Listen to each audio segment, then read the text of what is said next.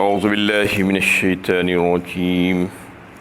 بسم اللہ الرحمن الرحیم ان یثقفوکم یکونوا لکم اعداء ویبسطوا الیکم ایدیہم والسنتہم بالسوء وودوا لو تکفرون۔ اگر یہ تم پر قدرت پائیں تو تمہارے ساتھ دشمنی کریں اور تم پر دست درازی کریں اور برا بھلا کہیں، چاہتے ہیں کہ تم بھی انکار کرو۔ یہ سورہ ممتحنہ کی دوسری آیت ہے۔ گزشتہ درس سے بات چل رہی تھی کہ اس سورت کے شان نزول کے بارے میں کہ حضرت حاطب بن ابی بلتع رضی اللہ تعالیٰ عنہ نے اپنے اہل و عیال کو کی حفاظت کی خاطر کچھ ایسی باتیں جو جنگی راز تھے مسلمانوں کے لکھ کر انہوں نے کفار مکہ کو بھیجنے کی کوشش کی تھی۔ اس کام کو تو وہیں پر رکا دیا گیا اور پھر اس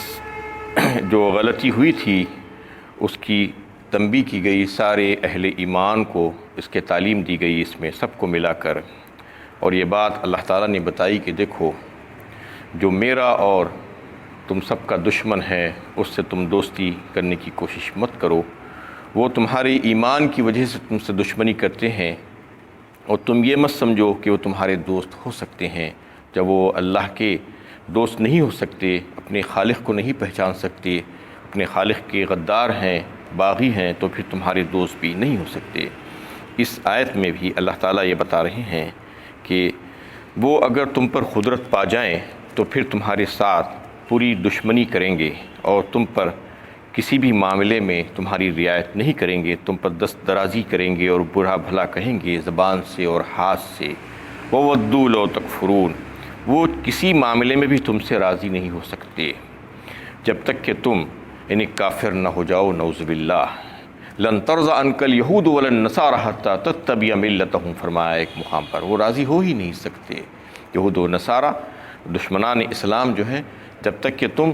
ان کے مذہب میں اور ان کی ملت میں واپس نہ چلے جاؤ۔ لن تنفعکم ارحامکم ولا اولادکم یوم القیامہ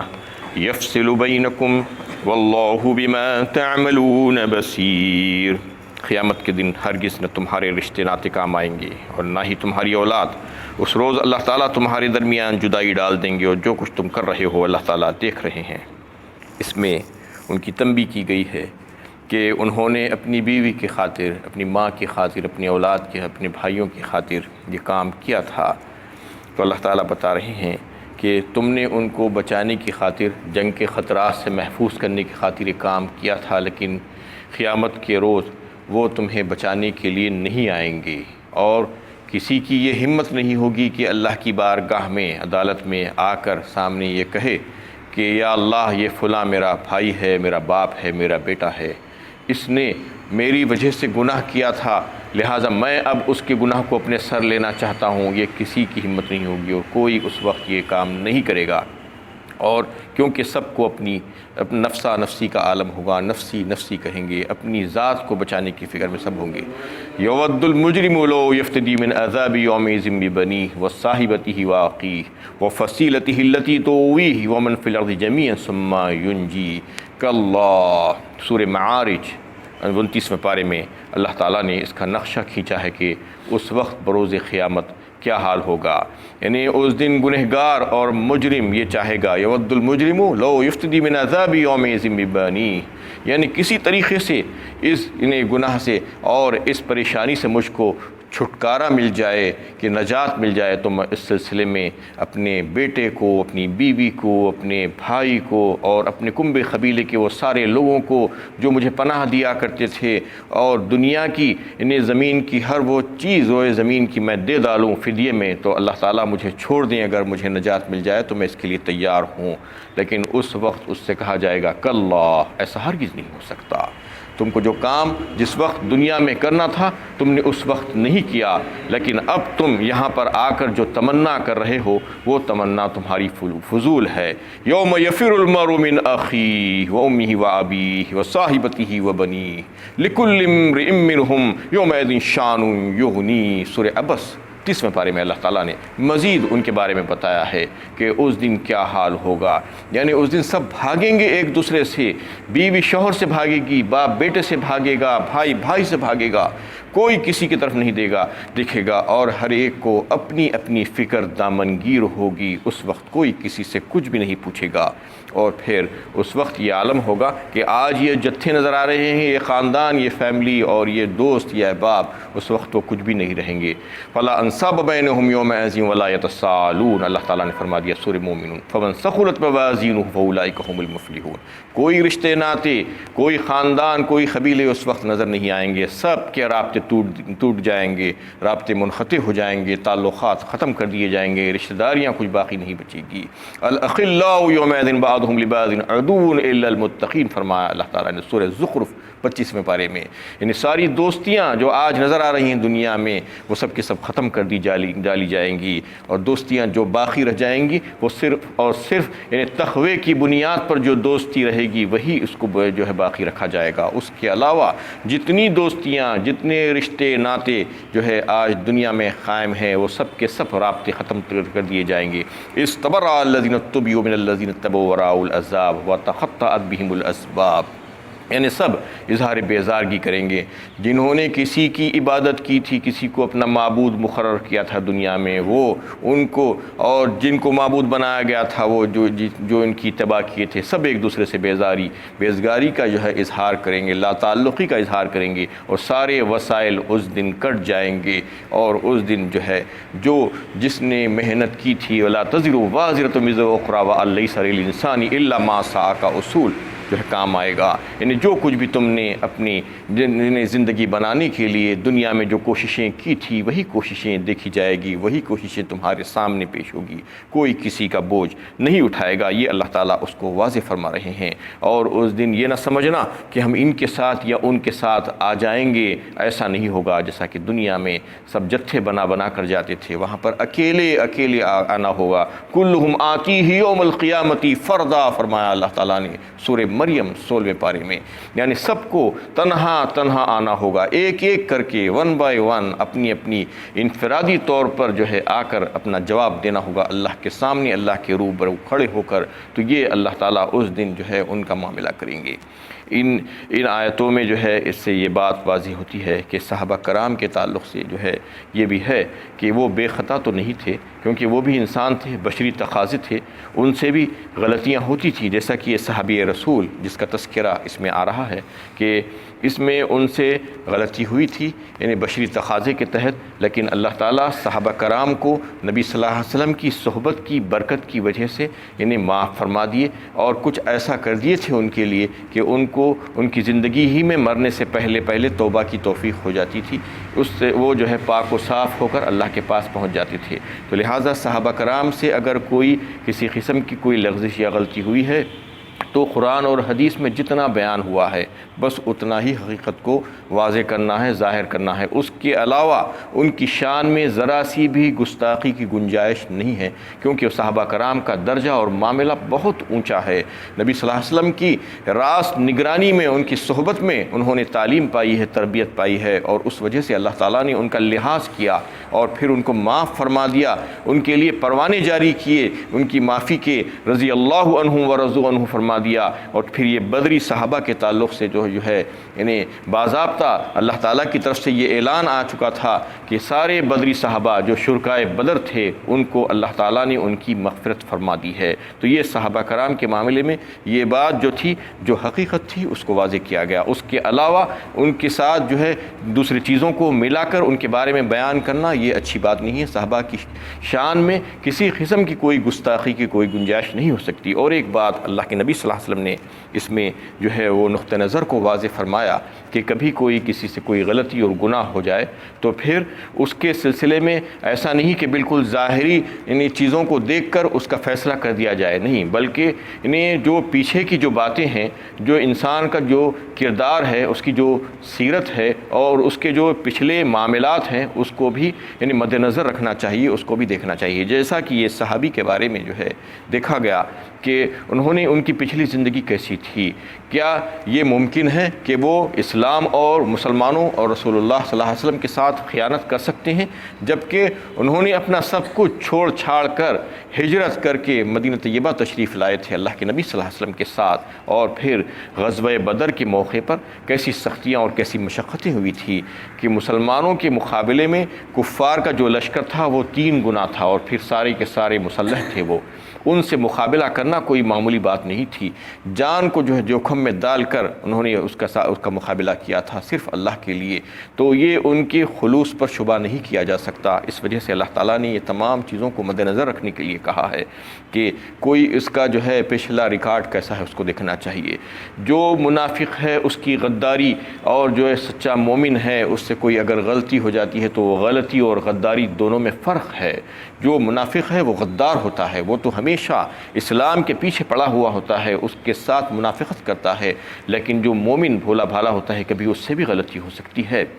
وہ غلطی جو ہے اس کے برابر نہیں ہو سکتی جو وہ منافق جس قسم کی جو غداریاں کرتا ہے۔ تو اس وجہ سے ان کی معافی ہوئی، اور اللہ تعالیٰ نے ان کو سزا یہ دی کہ بس الفاظی طور پر ان کو جو ہے تنبیہ کی گئی، اور ان سارے مسلمانوں کو اس کے بارے میں تعلیم دی گئی کہ آئندہ کبھی بھی اس قسم کی حرکتیں نہیں کرنا، یعنی اسلام کے اور مسلمانوں کے جو راز ہوتے ہیں وہ راز کو راز ہی رکھنا، اور جو کفار ہیں ان سے دوستی اور نہیں نبھا سکتے تم جب تک کہ وہ اللہ تعالیٰ کے دشمن ہیں۔ جب وہ اللہ تعالیٰ کے باغی ہیں تو وہ تمہارے دوست کبھی بھی نہیں بن سکتے۔ یہ بات کو جو ہے ذہن میں رکھنا چاہیے۔ قد كانت لكم أسوة حسنة في إبراهيم والذين معه إذ قالوا لقومهم إنا براء منكم ومما تعبدون من دون الله كفرنا بكم وبدا بيننا وبينكم العداوة والبغضاء أبدا حتى تؤمنوا بالله وحده إلا قول إبراهيم لأبيه لا أستغفرن لك وما أملك لك من الله من شيء ربنا عليك توكلنا وإليك أنبنا وإليك المصير۔ یقیناً ابراہیم علیہ السلام اور ان کے ساتھیوں کی زندگی میں تمہارے لیے ایک اچھا نمونہ ہے۔ انہوں نے اپنی قوم سے صاف کہہ دیا کہ ہم تم سے اور اللہ کے سوا تم جن کی عبادت کرتے ہو ان سب سے بیزار ہیں، ہم تمہارے عقائد کے منکر ہیں، ہمارے اور تمہارے درمیان ہمیشہ کے لیے دشمنی پڑ گئی تاکہ تم اللہ کا الہ واحد ہونا مان لو، مگر ابراہیم علیہ السلام کا اپنے باپ سے یہ کہنا کہ میں آپ کے لیے اپنے رب سے مغفرت کی دعا کروں گا اور میں اللہ سے آپ کے بارے میں کچھ حاصل کرنے کا اختیار نہیں رکھتا، اے ہمارے پروردگار ہم آپ ہی پر بھروسہ کرتے ہیں اور ہم آپ ہی کی طرف رجوع کرتے ہیں اور آپ ہی کی طرف لوٹ کر ہمیں آنا ہے۔ یہ ابراہیم علیہ السلام کا واقعہ اس میں بیان کیا جا رہا ہے کہ ان کے تعلق سے امت محمدیہ کو بھی ہم سب مسلمانوں کو یہ انہیں حکم دیا گیا ہے کہ ان میں ایک بہترین نمونہ ہے حضرت ابراہیم علیہ السلام میں اور ان کے ساتھیوں میں۔ تمہارے لیے کسی اور پیغمبر کے بارے میں ہم کو جو ہے یہ ہدایت نہیں دی گئی کہ تمہارے لیے ان میں بھی نمونہ ہے، ان میں بھی نمونہ ہے، سوائے حضرت ابراہیم علیہ السلام کی۔ وہ کس وجہ سے؟ اللہ تعالیٰ نے اس کو واضح فرما دیا کہ ابراہیم علیہ السلام اور ان کے ساتھی سچے اور پکے موحد تھے، انہیں توحید ان کے پاس تھی، وہ مخلص تھے اللہ تعالیٰ کے ساتھ، اور ساری طرف سے اپنا منہ موڑ کر وہ دین حنیف کی طرف آ گئے تھے اور ایک اللہ کو ماننے والے تھے۔ حضرت ابراہیم علیہ السلام نے اپنی قوم اور اپنے والد تمام سے یہ برملا کہہ دیا تھا کہ تم جس کی عبادت کرتے ہو میں ان کی عبادت نہیں کر سکتا، میں تو اپنے خالق اور مالک کی عبادت کرتا ہوں، اور پھر یہ واضح فرما دیا کہ میرے اور تم تمام لوگوں کے بیچ میں جو ہے برات کا اظہار ہے، قطع تعلق ہے، اور ہمارے اور تمہارے درمیان دوستی قائم نہیں ہو سکتی، موالات قائم نہیں ہو سکتے، رازداری قائم نہیں ہو سکتی جب تک کہ تم ایمان نہ لالو اللہ پر، کیونکہ جو بھی اللہ تعالیٰ کا باغی اور دشمن ہے وہ کسی اور کا دوست نہیں ہو سکتا۔ یہ بات اللہ تعالیٰ نے اس میں واضح فرما دی اور مسلمانوں کو اس میں ہدایت ہے کہ ہم کو بھی ایسا ہی سمجھنا چاہیے کہ اللہ تعالیٰ کے ساتھ کسی اور کو شریک نہیں کرنا۔ اس صفت میں نے حضرت ابراہیم علیہ السلام کا جو اسوہ جو نمونہ تھا وہ ہمارے لیے کافی ہے۔ اللہ تعالیٰ یہ بتانا چاہ رہے ہیں کہ تم اس کے تعلق سے سوچو کہ انہوں نے کیسا کس طریقے سے علل اعلان قطع تعلق کر لیا تھا اپنی ساری قوم سے اور اپنے رشتہ داروں سے، صرف اس بنا پر کہ وہ عدم ایمان کی وجہ سے وہ ایمان نہیں لائے تھے اللہ تعالیٰ پر، اور یہ کہہ دیا تھا کہ جب تک کہ تم اللہ تعالیٰ پر ایمان نہیں لاؤ گے ہماری اور تمہاری دوستی نہیں ہو سکتی۔ لیکن ایک بات اللہ تعالیٰ اس میں فرما رہے ہیں کہ جس میں ان کی تقلید نہیں کی جا سکتی، وہ کون سی بات ہے کہ جس میں انہوں نے الا قول ابراہیم لابیہ لاستغفرن لک وما املک لک من اللہ شیئا، یہ بات انہوں نے کہی تھی کہ اپنے باپ کے تعلق سے کہ میں تمہاری لیے مغفرت کی دعا کروں گا۔ یہ بات جو ہے وہ جانتے بوجھتے تھے کہ ان کا باپ مشرک ہے، اس کے بعد بھی انہوں نے جب اپنے باپ کی مغفرت کے لیے دعا کرنے کا جو وعدہ کیا تھا تو اللہ تعالیٰ فرما رہے ہیں کہ اس بات میں ان کی تقلید نہیں کی جا سکتی، وہ قابل تقلید نہیں ہے۔ یعنی دوسری جو باتیں تھیں، توحید کی جو بات تھی اس میں تو وہ قابل تقلید ہیں، لیکن یہ بات کہ کوئی مشرک اور کافر جو اللہ کا دشمن ہے اس کے لیے مغفرت کی دعا نہیں کی جا سکتی، پھر ایسا انہوں نے کیوں کیا تھا؟ تو اس کے بارے میں بڑی تفصیل سورہ توبہ میں بھی آئی ہے۔ وَمَا كَانَ اسْتِغْفَارُ إِبْرَاهِيمَ لِأَبِيهِ إِلَّا عَن مَّوْعِدَةٍ وَعَدَهَا إِيَّاهُ فَلَمَّا تَبَيَّنَ لَهُ أَنَّهُ عَدُوٌّ لِلَّهِ تَبَرَّأَ مِنْهُ، یعنی جو ابراہیم علیہ السلام نے اپنے باپ کے لیے مغفرت کی دعا کا جو وعدہ کیا تھا وہ اس وجہ سے کیا تھا کہ وہ یہ سمجھتے تھے کہ باپ جو ہے سدھر جائے گا، اصلاح کر لے گا، اور ان کو پتہ نہیں تھا کہ باپ جو ہے ان کا اللہ کا دشمن ہے اور اسی حالت میں یہاں سے مر کر جائے گا۔ جب ان کو اس بات کا علم ہو گیا تو پھر انہوں نے اظہار بیزارگی کر دیا اور یہ کہہ دیا کہ میں آئندہ سے اپنے باپ کے لیے کبھی بھی دعا نہیں کروں گا، جبکہ اس سے پہلے انہوں نے وعدہ بھی کیا تھا ان سے، اور جب وہاں سے نکلے تھے کہ سلام علیک ساستغفر لک ربی فرما دیا تھا ان سے، جب گھر سے نکالے گئے تھے تو یہ وعدہ کر کے نکلے تھے کہ سلام ہو تم پر اور میں عنقریب تمہارے لیے اللہ تعالیٰ سے مغفرت کی دعا کروں گا۔ ربنا اغفر لی ولوالدی وللمؤمنین یوم یقوم الحساب فرمایا تھا۔ اس کے بعد سورہ ابراہیم 13ویں پارے میں انہوں نے اپنے رب سے دعا کی تھی کہ میرے والد کو بخش دیجئے، میرے والدین کو بخش دیجئے، اور تمام مومنین کو، یعنی جس دن حساب کتاب ہوگا اس دن سب کو معاف فرما دیجئے۔ اور پھر سورہ شعراء 19ویں پارے میں بھی انہوں نے دعا کی تھی۔ تو یہ تمام دعائیں اس وجہ سے کی تھی کہ ان کو یہ پتہ نہیں تھا کہ ان کے باپ جو ہے اللہ کا دشمن ہے۔ وآخر دعوانا ان الحمد للہ